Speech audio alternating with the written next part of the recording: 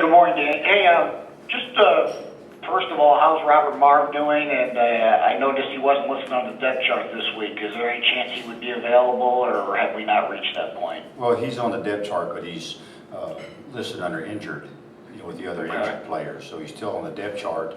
I don't anticipate him playing this weekend. I don't know what the timetable is going to be like for Robert Marve. I'm very optimistic that he will make a comeback this season. He's only a couple of weeks away, from re-injuring his knee, but he's done some things in practice that is very optimistic, about his return. He's been throwing the ball well. He's been taking his drops, getting some snaps. We haven't had him in many team situations, trying to minimize the amount of running that he's doing on that knee right now. But what I see from him right now, I'm encouraged, but I don't anticipate him being a factor in the game this Saturday. Gotcha. Hey, I want to talk about Marshall a little bit. They've done some things offensively from a distance that kind of jump out at least me anyway and stuff. They put up some pretty good numbers and obviously had a pretty emotional win down at Rice. Just what's kind of your take on them going into this week? Well, they're loaded with talent. A lot of great athletes on their football team. A lot of guys that we knew a lot about in the recruiting process, so we're familiar in some ways with their depth chart. But they are a great passing football team. They have the #1 passing offense in the nation. They have a good quarterback. He was a young quarterback, a rookie quarterback a year ago, and did some good things as a young quarterback last year. But he's much more experienced and much more efficient at running their offense. But they air it out. They have the option to pass the ball or to run the ball on any given play, and they'll take what the defense gives them. If you give them some opportunities to pitch the ball out on the perimeter, they do a great job with it and have great athletes. They can get the ball in their playmakers' hands, and they cash in on those opportunities. And if you allow them to take advantage of the numbers in the box, they'll line up and run the ball at you. So they're balanced in some ways as far as their master plan goes, but they are, throwing the ball a lot more than they've ran it. But that's what the defense has provided for them, the opportunity for them to throw the ball. But they're a very talented football team, very athletic. They've got a good plan, a lot of great athletes in all three phases. They're dangerous on special teams. They have great skill guys to cover with and great skill guys to return kicks with. And then defensively, they can pressure. They haven't pressured quite as much, but they can pressure. They've got a good package to pressure you with. And then again, offensively, they're a hyper-speed, up-tempo offense. They average over 90 plays a game and average about 500 yards a game in passing offense. So a challenge for our football team, a game that we're going to have to play well and to win. This week the team got some votes in the coaches poll, and I know you had gotten some in the AP poll even last week. Is Purdue a top 25 team?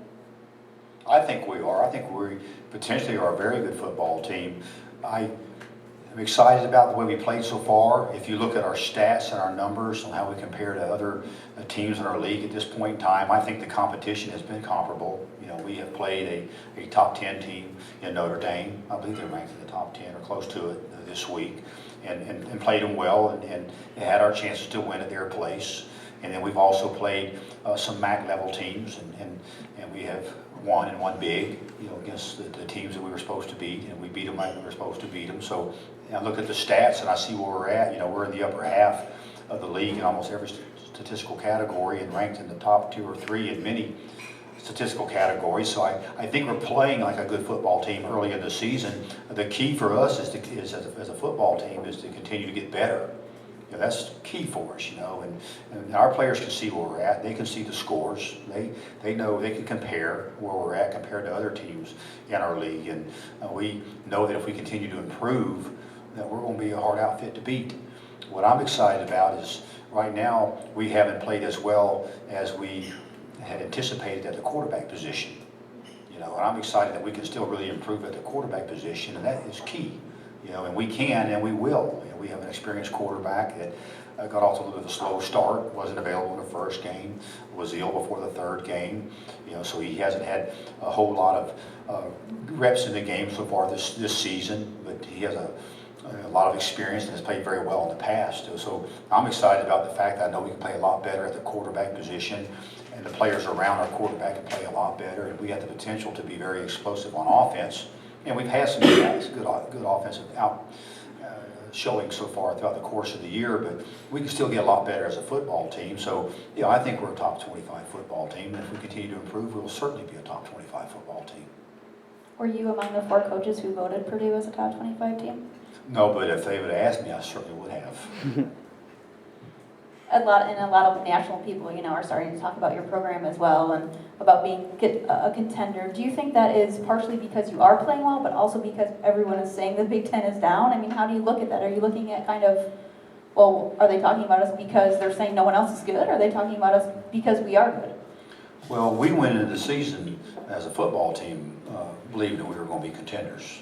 Not that we were a dark horse candidate, but that we were legitimate contenders. And I look at what we have across the defensive front, and I've been around some great defensive linemen throughout my coaching career, the Ryan Kerrigans and Roosevelt Colvins. I've never had this many good defensive linemen on one football team.